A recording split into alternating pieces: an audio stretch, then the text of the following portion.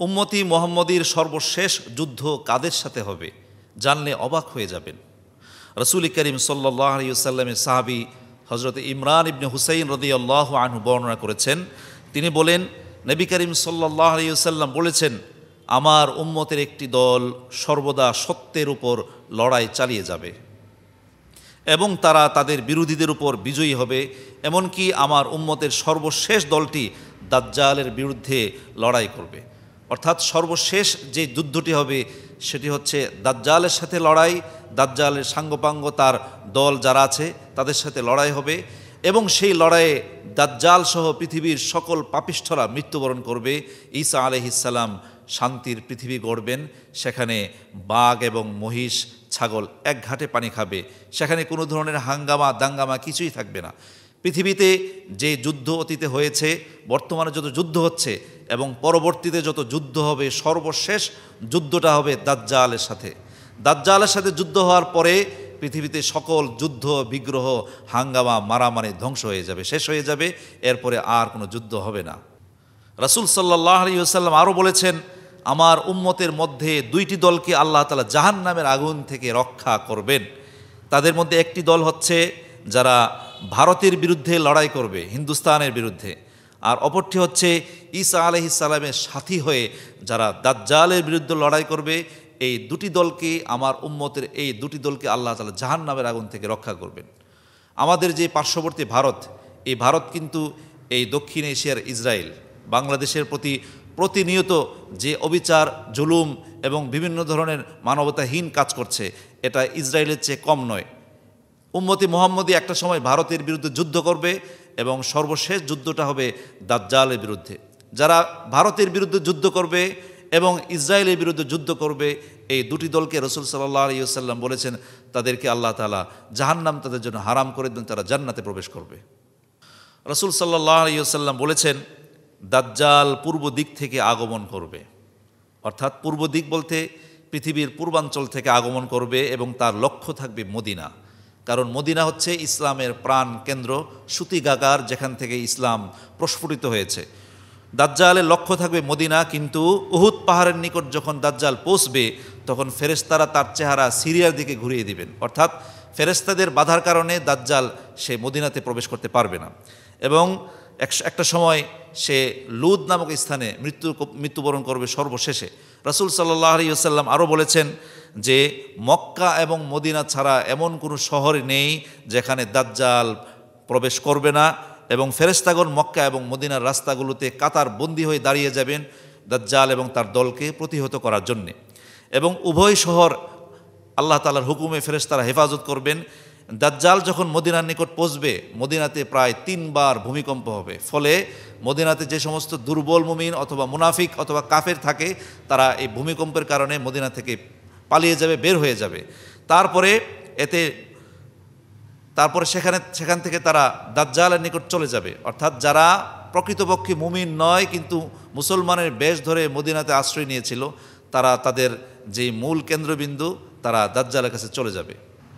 মুগীরা ইবনে শুবা রাদিয়াল্লাহু আনহু বর্ণনা করেছেন যে দাজ্জাল প্রসঙ্গে আমি রাসূল সাল্লাল্লাহু আলাইহি ওয়াসাল্লামের কাছে যতটা জিজ্ঞাসা করেছি ততটা জিজ্ঞাসা আর কেউ করে নাই।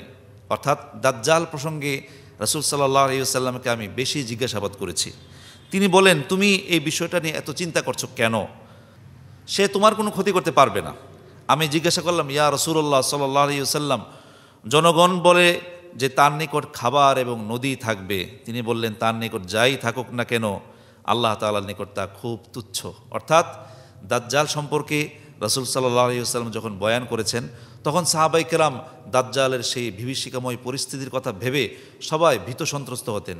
মুগীরা ইবনে শুবা রাদিয়াল্লাহু আনহু বলেন যে আমি রাসূল সাল্লাল্লাহু আলাইহি ওয়াসাল্লামের কাছে দাজ্জাল সম্পর্কে এত বেশি জিজ্ঞাসাবাদ করেছি যে আমার মতো জিজ্ঞাসাবাদ কেউ করে নাই।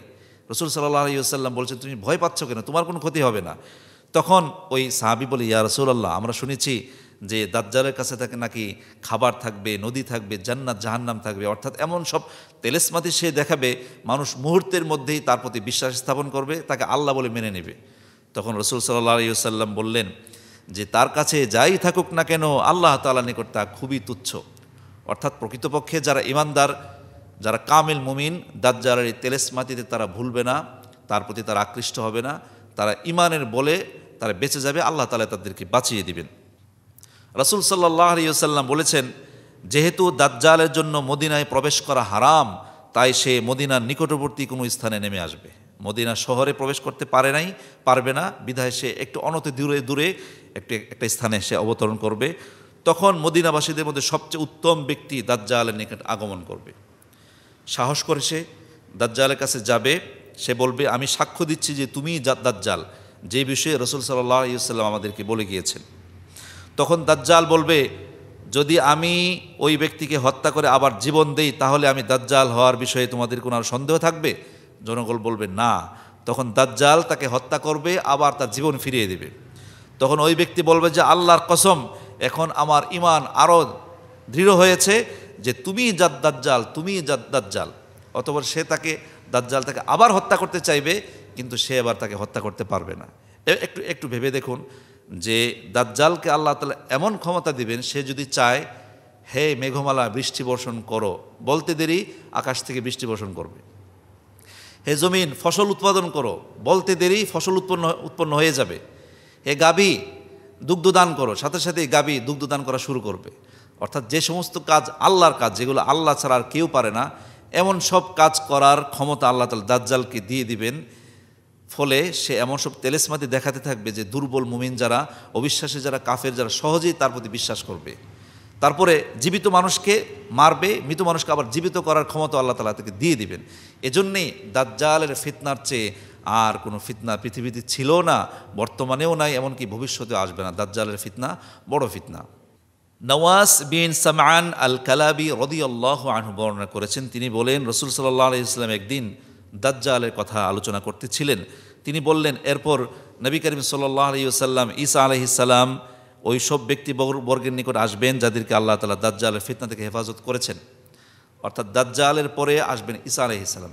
ঈসা আলাইহিস সালাম সর্বপ্রথম তাদের কাছে যাবেন যারা দাজ্জালের ফিতনায় পড়ে নাই, তাদেরকে নিয়ে তিনি বাহিনী গঠন করবেন এবং তিনি তাদেরকে সান্ত্বনা দিবেন এবং তাদেরকে ওই সম্মান প্রসঙ্গে জানাবেন যা আল্লাহ তাদের জন্য জান্নাতে প্রস্তুত করে রেখেছেন। তার মানে হচ্ছে দাজ্জালের সময় দাজ্জালের সাথে যারা লড়াই করবে, এমনকি দাজ্জালের ফিতনা থেকে যারা বেঁচে যাবে, তারা সবাই জান্নাতি হয়ে যাবে। হযরত আবু হুরায়রা রাদিয়াল্লাহু আনহু বর্ণনা করেছেন, রাসূল সাল্লাল্লাহু আলাইহি ওয়াসাল্লাম বলেছেন, আল্লাহর শপথ, ঈসা ইবনে মারিয়াম ন্যায়পরায়ণ বাদশাহ হিসেবে আসবেন। অবশ্যই তিনি ক্রুশ ভঙ্গ করবেন, ভেঙে দিবেন, শূকর হত্যা করবেন, তিনি কর মানে ট্যাক্স নেবেন না, মধ্যম বয়সে উট ছেড়ে দিবেন, এগুলোকে কেউ খাটাবে না, এবং মানুষের মাঝে হিংসা বিদ্বেষ থাকবে না। তিনি সম্পদ দিতে চাইবেন, কিন্তু নেওয়ার মতো কোনো লোক থাকবে না। অর্থাৎ দাজ্জালকে হত্যা করার পরে পৃথিবীতে শান্তি, শৃঙ্খলা, ঐক্যবদ্ধতা এবং প্রশান্তি ফিরে আসবে। জনগণের মাঝে এত সমৃদ্ধশালী পরিস্থিতি সৃষ্টি হয়ে যাবে যে কেউ দান খয়রাত নেবে না, এমনকি রাস্তাতে যদি উট চলে, সে উট কেউ লুটে নেবে না। মানুষের মধ্যে ইনসাফ, আদল, ন্যায় বিচার প্রতিষ্ঠা হয়ে যাবে। এভাবে প্রায় কোনো বর্ণনা হয়েছে প্রায় 40 বছর ঈসা আলাইহিস সালাম এই পৃথিবীতে তিনি পরিচালনা করবেন। তার নেতৃত্বে মুসলমান বাহিনী থাকবে এবং পৃথিবীতে শান্তি প্রতিষ্ঠিত হবে। তারপর একটা সময় ঈসা আলাইহিস সালাম মৃত্যুবরণ করবেন। তারপর শুধুমাত্র মন্দ লোকেরাই পৃথিবীতে থাকবে, আর কোনো ভালো মানুষ থাকবে না। তারপরে মন্দ লোকদের উপরেই কিয়ামত হয়ে যাবে।